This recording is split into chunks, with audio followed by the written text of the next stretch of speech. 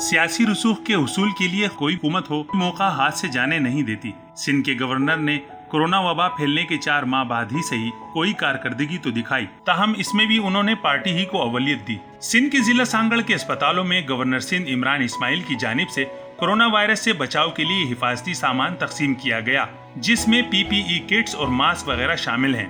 ये सामान गवर्नर सिंध ने PTI के ओहदेदारों के हवाले किया, जिसे पाकिस्तान तहरीक इंसाफ के रहनुमाओं के जरिए तकसीम किया गया।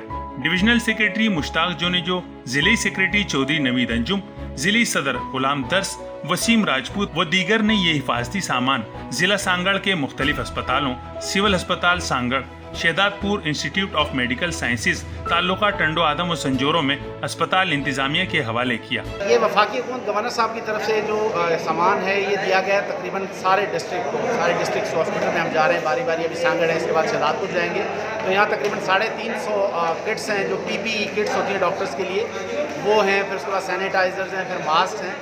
कोरोना के मरीजों का इलाज करने वाले डॉक्टरों ने इस मौके पर गवर्नर सिंध का शुक्रिया अदा किया। ये बहुत अच्छा इक़दाम है गवर्नमेंट की तरफ से और गवर्नर साहब की तरफ से, हम उनके बहुत शुक्रगुजार हैं इन चीज़ों के लिए।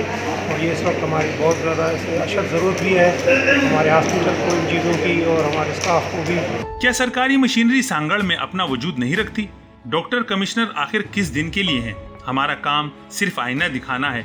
गवर्नर साहब पाकिस्तान की मुमलिकत के नुमाइंदे हैं, अब वो PTI के ओहदेदार नहीं। कुछ ख्याल करें।